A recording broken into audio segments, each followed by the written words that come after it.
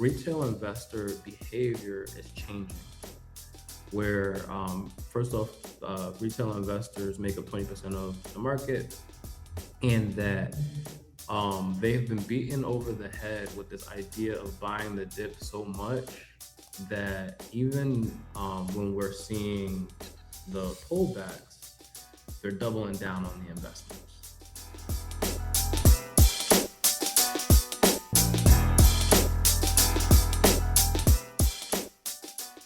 You are tuned into the Only Human podcast, where financial advisors learn how to stay irreplaceable in a world of AI.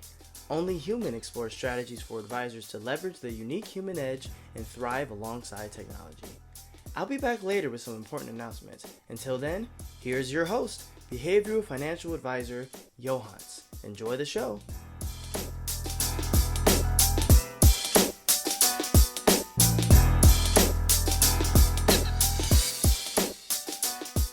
Welcome to the Money Script Podcast. It's your host, Yohance Harrison. So happy to be with each and every one of you today.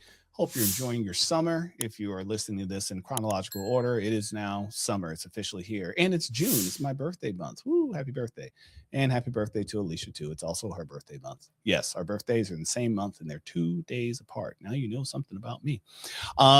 So today I have a author by the name of Rahkim Sabree, and he is the author of a book called Overcoming Financial Trauma. And I'm just going to tell you guys up front, I got lost for a minute. I was so deep in the conversation with him, and I turned it into my own therapy session. I really did.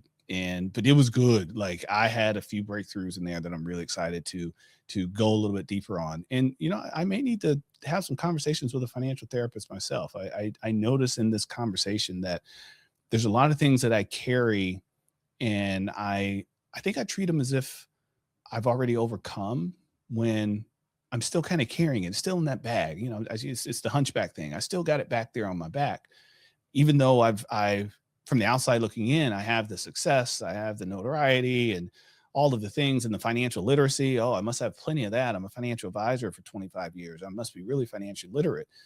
And to a point I am, but I still got this hunch on my back.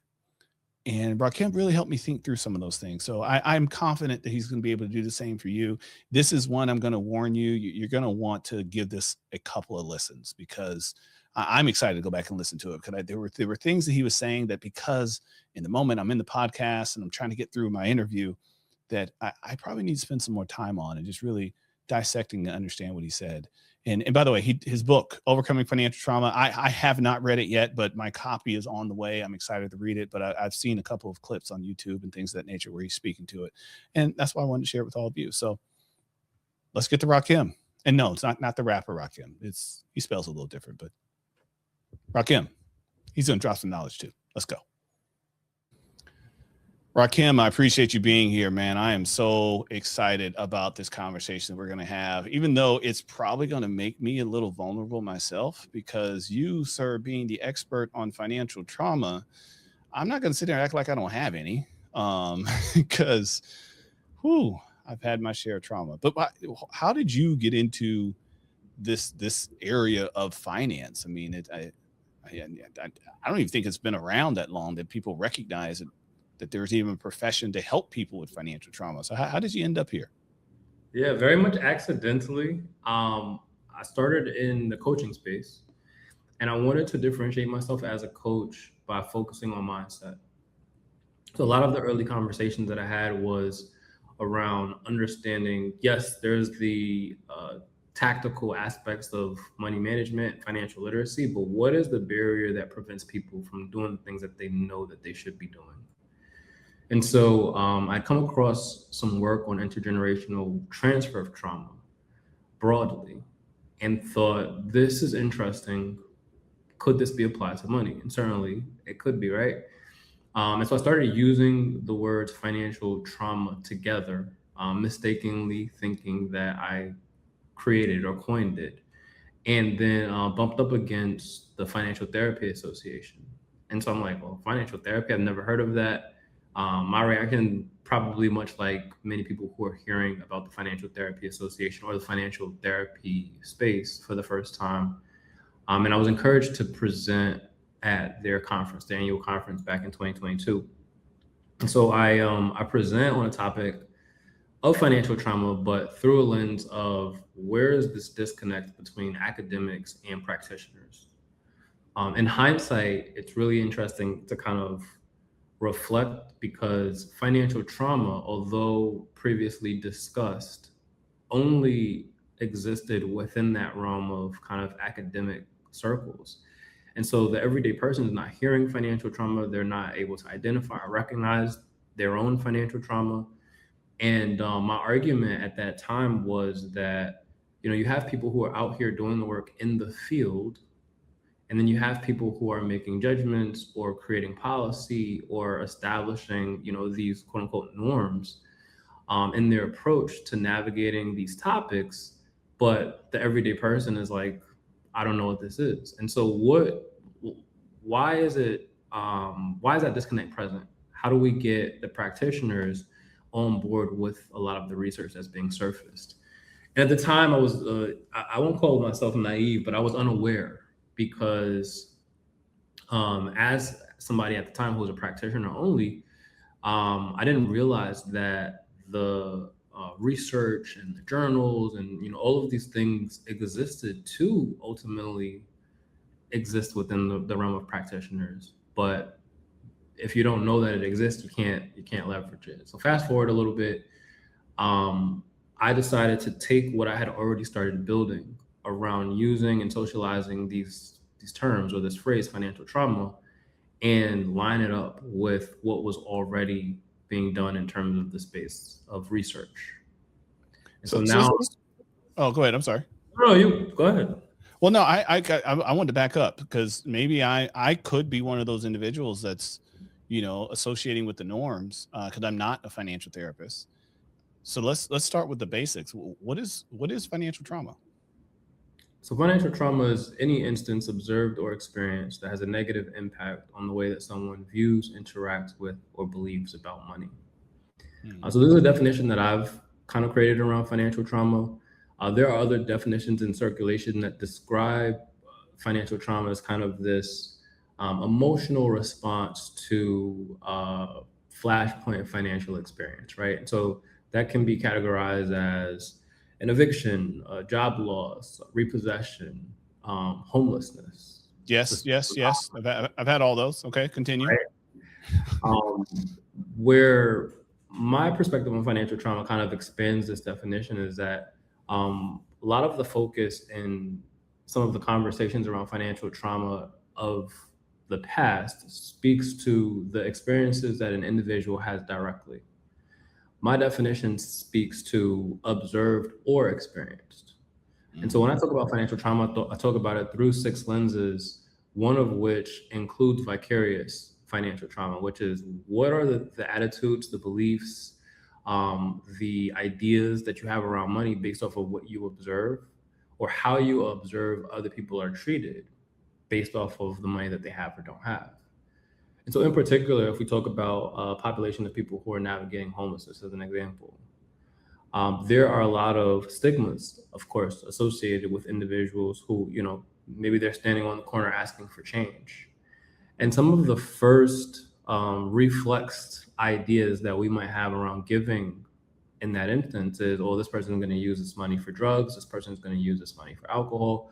This person needs to go and get a job. This person needs to go and find a shelter, right? And so we make these judgments almost in kind of like a reflex before even considering that their reality is not so far off from a reality that we could experience if we have a major medical issue or if we lose our job or whatever the case may be. And so I speak to financial socialization, which occurs largely in our childhood, in developing this sort of disdain for individuals that don't have, or I refer to them as have-nots, right? And even though we may exist in the category of the have-nots, it seems our goal, based off of that financial socialization, is to remove ourselves from that reality as quickly as we can, even if we can't necessarily remove ourselves from that reality. So when we talk about, and I'm sure this is something that you might see in your work, we talk about this idea of people keeping up with the Joneses. A lot of the overspending on things to keep up with trends or other people, within our social circles, may be rooted not in a desire to impress other people, but in a desire to establish safety from being considered a have not. I think when we take that lens and we kind of switch it from looking at the individual as lacking discipline or lacking self esteem, and look at it through a lens of, is this a response to a threat? It makes the behavior a little bit more, I don't want to say acceptable, but certainly understandable when we're viewing financial behavior through a lens of wanting to establish safety. Yeah, you hit a lot of things there that I know that I've not only experienced, like you said, even vicariously. I used to live in downtown Long Beach, and we had a high degree of homelessness when I was there. And it was some of the same individuals that would be at in front of or nearby my home.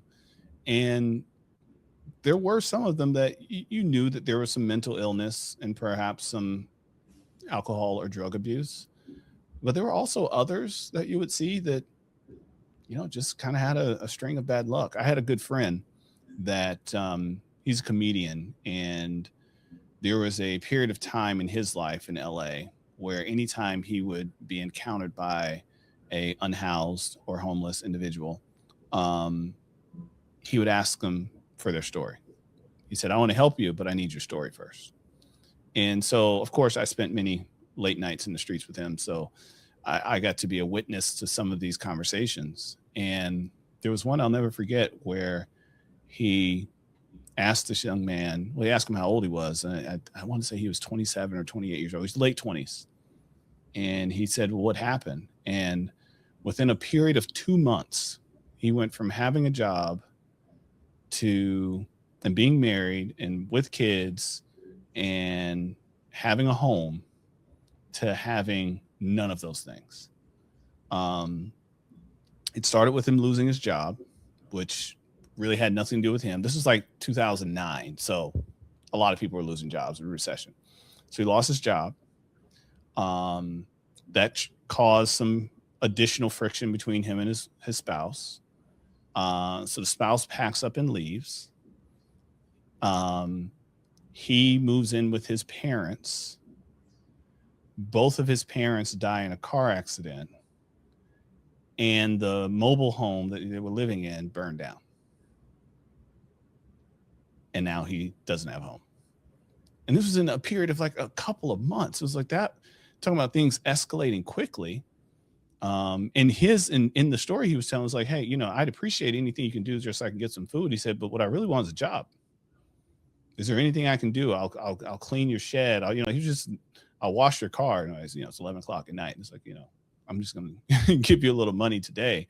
But I remember starting to, once I had that story, I began to question sometimes even how I looked at those that were living on the streets, and that, some of them maybe just got there yesterday versus are in a permanent state of homelessness. So I wanted to touch on the vicarious nature of this financial trauma, because being a financial advisor, a lot of the work that we do is directly tied to helping clients with their investment management. And for the last what year is this now? 2026. So since 2020, the market has continually gone up every year except one.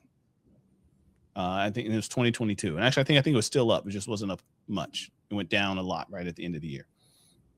In 2020, we only experienced a very short downturn, which was that March, April timeframe of COVID when they shut everything down. Prior to that, we hadn't experienced a serious downturn since 2008 and 9.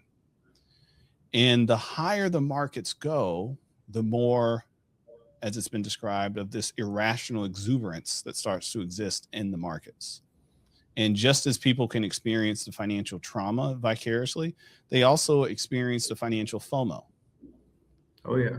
For all the people that didn't buy Bitcoin in 2013, just over the last 2 weeks, we've had two very popular stocks that are like doubled or tripled in price in a matter of weeks. As of this recording, it hasn't happened yet, but you have OpenAI and SpaceX, and there's another big one that's all filing for IPO soon. And people, the fever of FOMO is at an all-time high. People, I'm getting questions from clients that have no business buying stock, asking, should I get some SpaceX? I'm like, you're 80 for what? What are you going to do with SpaceX? But they think that they're going to miss out on the next. And as equally as painful as that can be, of the missing out on what might go up, when we experience the downturn, you'll then have this fear that spreads throughout the entire marketplace. And some people have no business being fearful. So we had a slight downturn in, I think it was in March of this year.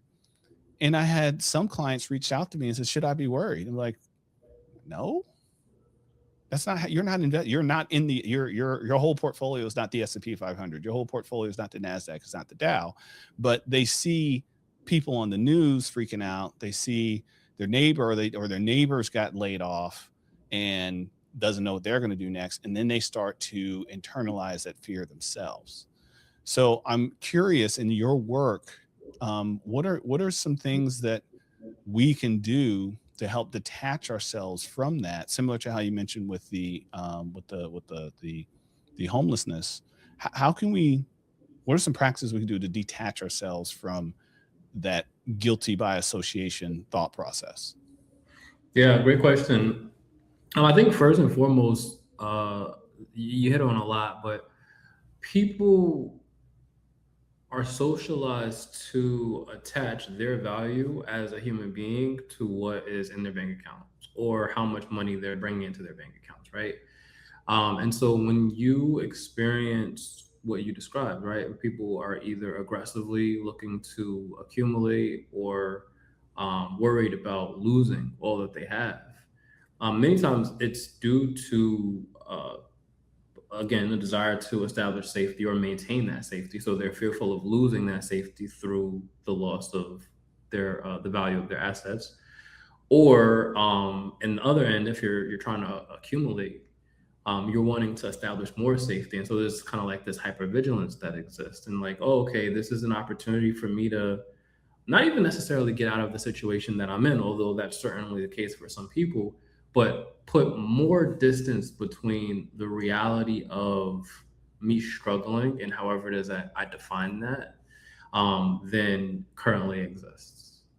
And so when I work with people, I try to help them understand, because it's not for me to do, right? It's for them to do, that their value as a human being is just that. They're valuable whether they have the money or they don't have the money. Unfortunately, a lot of the messaging that we see through financial socialization, through the media, through a lot of the conversations that are being had on and off social media about what is responsible or financially literate, involves them dumping their money into the market. And so they make these associations, or real estate, or real estate. Yeah, right. XYZ small business, or yeah. Yes. Yeah. Yes. And so they make these associations, not just in terms of their value as a human being, but around their intelligence, around their financial literacy, around the things that they quote unquote should be doing. And I think from a certain perspective, that works great for financial service providers who are they're giving their expertise, right? So okay, hey, like you're looking for right, you're looking for this advice, let me give it to you. But I think that when we look beyond the numbers and we look at what is the driver of this behavior and how do we address the drivers of this behavior, that really just comes down to this desire to feel safe. I attended a creator conference at the New York Stock Exchange a couple weeks ago, and they shared. Was Bilal still there? Yes, he Okay. he was who invited me. Shout out to Oh, he Bilal. invited you. Okay. Is that how we know each other? Maybe Say it that's our again. common thread. I said, is that how we know each other? Is he our common thread? I don't think so, but possibly. Okay. I've known, Um, but Bilal and I have been friends for close to 2 decades. okay, I was with him in his days of being a wholesaler in Los Angeles when nice, when nice. he was still learning the difference between a mutual fund and ETF. Yeah, we go way back. Now he's the ETF king, but Yes, that's right. As I was in the audience and I was listening to the presentation, particularly as it relates to the particular focus on AI, crypto, and a lot of the rallying behind the companies that create the chips, like NVIDIA. One of the analysts said something really interesting. He said, retail investor behavior is changing, where first off, retail investors make up 20% of the market, and that they've been beaten over the head with this idea of buying the dip so much that even when we're seeing the pullbacks, they're doubling down on the investments. Now, of course, this may not be a universal truth, right? There may be individuals within the pockets that say, "Hey, like I'm panicking. I see there's the pullback happening." But this was stated to this audience of us by the analyst, and so I wrote an article for Forbes where I kind of not challenged this, but it piqued my interest in that is the change in behavior due to the fact that it feels more safe to double down on the investments than it does not to because of what the guy said, right? We've hell been beat yeah. No, over I'll take yes. That's in my own the experience. Yeah, it feels safer to double down because because of the FOMO aspect. Like, okay, because if I look at my experience, and that's what I was kind of laying the groundwork there of what we've actually experienced in the last 15, 16 years. What year is this? 2026? No, I'm sorry. 17, 18 years. It's been 18 years since 09. It's crazy. And what have we experienced since then? Just new high after new high after new high after new high. Nothing breaks this market, so to speak, other than COVID. But even when COVID broke it for a short period of time, money was pumped back into the economy and the buying began again. And so the little dips that we've had, and when we look back on those, if you bought during those dips, you've been handsomely rewarded. I mean, I'm Pavlov's mouse at this point. Like, Yep. hit the button. Like, so now there are parts of my life and part of my clients' lives as well where we're not doing anything crazy. We're just buying, we're doing the dollar cost averaging. So we're buying the same amount of shares every month, whether up or down. So that does create a little bit of doubling down, but on a more systematized basis. But there are some places, even in my own financial life, where I'm like, ooh, the market's down. I did it in March. Market was down. I was like, let me find some money from somewhere. What? Oh, I bought Nike when it was 70. I'm making these numbers up, so don't go out and math check me on this. But I bought it at 70 and now it's 40. I mean, Right. Nikes are still on my feet. Why not double down? And why not do it now? I have the money. I have the opportunity. And, well, Nike's probably not a good example because it kept going down. But in most cases, we've continued to be rewarded for that behavior. So I'm curious, where did that article take you as far as, what you saw as far as our emotional stance in making those decisions? Well, I think, in response to your question, on paper, the behavior would be encouraged, right? I mean, you Absolutely. mentioned that this is something that you do, right? I can back test the hell out of that, and it's going to give me the same answer for the last 18 years. So at that point, you're like, oh, this must be a fact. It has to be true now. Right. Until it's not. So I think when we, so your question was around advisors and what can advisors do? I think we can look at the behavior through the lens of the numbers on the page or the numbers on the screen, right? And say, okay, yes, this is a good behavior. You're doing the right thing. But pulling some of the layers back, particularly as it relates to the clients that you serve, I think what would be responsible, what would be encouraged through my lens, um, do with this what you want, is understanding what is driving that behavior. Is fear driving the behavior, or is it coming from a place of being informed? And so when we look at this lens of, excuse me, viewing financial behavior as an attempt to establish safety, then the conversation that I would encourage any financial professional to have with their client is, what's driving this? What is the why behind this? Specifically in the realm of financial trauma, and I'm pulling back a little bit, but No, it's fine. specifically in the realm of financial trauma, one of the biggest misconceptions that I see is that people associate this phrase with individuals who are experiencing financial hardship, whether that be because they're underemployed, because they're unemployed, or this is what their life has looked like for a long period of time. For some reason, financial trauma is not associated with individuals who have high income, who have high net worth, and who have had to do what they have had to do to get to that point. High net worth, high income, you get the trauma of a letter from the IRS. That can be some real trauma sometimes. Absolutely. Or you get into the disagreement with a spouse or another loved one as to how much you are or are not doing for them. Or you have grown kids that have expectations from you. 100%. And then, I exercise some no, and all of a sudden I become an evil person because I'm just not keeping my checkbook open all the time. Yep. And yeah, that creates financial trauma for me as well. And I have a relatively good income. I'm not going to say I'm rich or anything, at least not on this podcast. But I'm doing okay. But that is a financial trauma for me. And yeah, for a lot of people. And I'm not a have not, if you will. I have roof over my head, just 2 cars in the driveway, and all the bills are paid. So, but that is, and that I mean, for me, that trauma, it feels like being broke. I mean, it's the same the feeling that I received when my son and I were having our indifferences around money. The pain felt the same as when I went downstairs that one day from work and the car had been repossessed. Yep.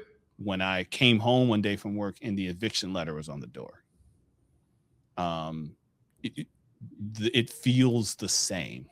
And a part of that, I understand that as a financial advisor, behavioral financial advisor, I understand that the chemical responses that are happening in my brain, in my glands, amygdala and things of that nature, I can't repeat them all right now, but the response I'm having, that flight, fight, freeze response, is the same for all of those instances. And my brain doesn't really know the difference in that emotional pain. 100%. Because what is it? It's fear. Oh no, I'm never going to talk to my son again. Is that true? No, but in the moment, that's how it feels. Right. Oh, I'm never going to be able to get another apartment now that I've been evicted. Was it true? No, but in the moment, it's definitely how it felt. And then getting back to the market conversation, oh no, I'll never make this money up that I lost in this month. Yep. Also not true, but in the moment, it's exactly how it feels. So I believe you're right. I think a lot of it is centered in fear. But what about the other side of that coin? What about greed? Do you think that has a similar impact on the trauma? This is an interesting question because yes, is my default answer. Like when you started asking the question, like everything in me screamed yes. But I think that, so you talk about fear, you talk about greed. I think that these are further along in the response. And I love that you talked about the somatic response to trauma, because like that is a game changer, right?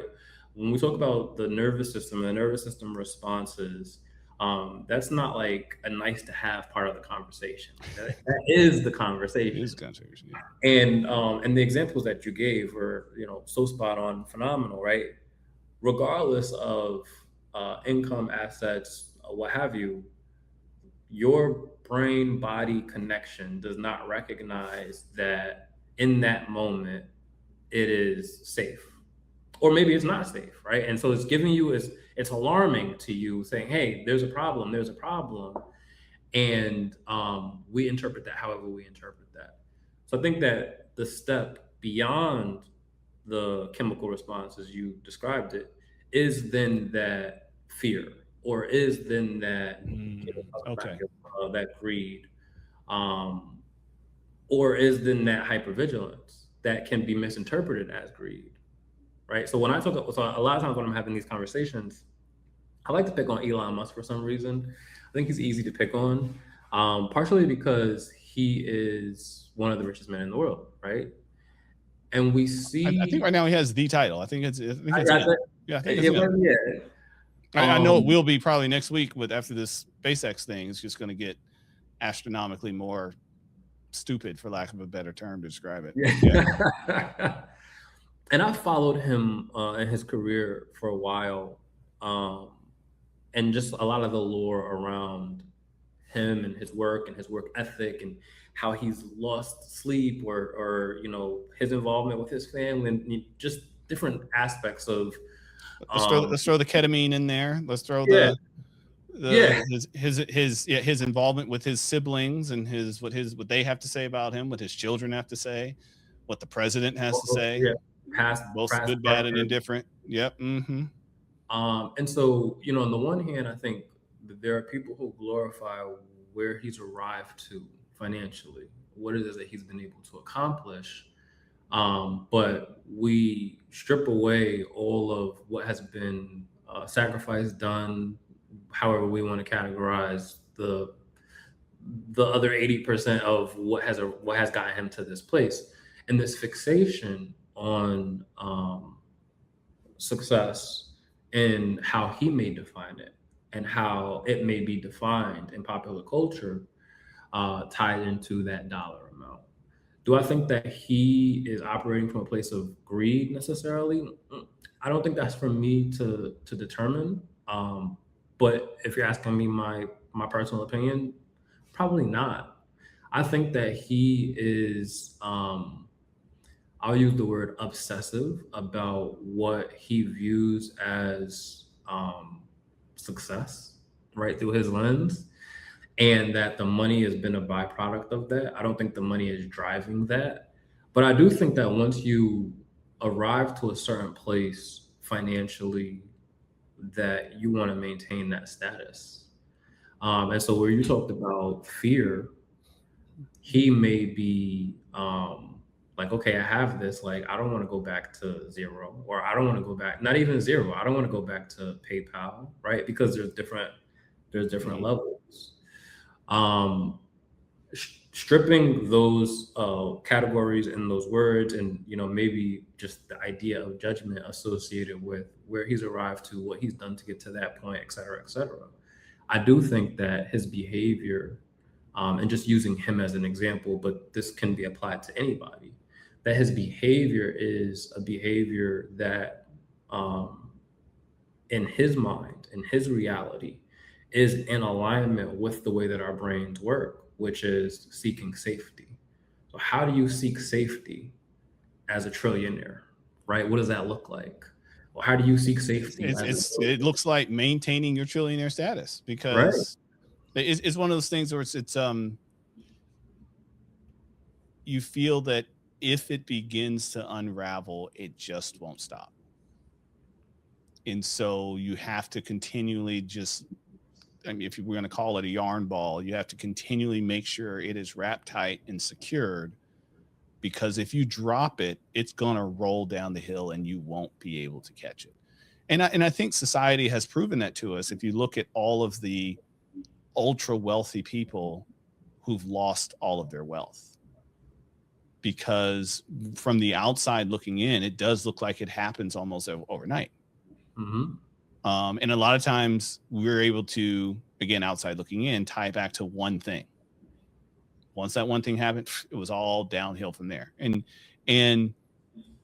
actually, we don't have to go to the ultra wealthy. We can look at this in people that win the lottery, athletes, other folks that get inheritance and things of that nature that start operating out of a sense of fear. And then they make that one mistake, and then you look up again and they're broke. And I think to Elon's credit, I mean, he's not my favorite person on the planet right now. Now, I'm not one of those people that's going to say those dumb memes that say if Elon Musk gave every person $1 million, then, you know, there'd be no poverty, because I know the truth. He doesn't really have $1 trillion. Right. We have just said as society that the things he has are worth this much. And he does have, I think it's safe to say, unlimited borrowing power. Okay.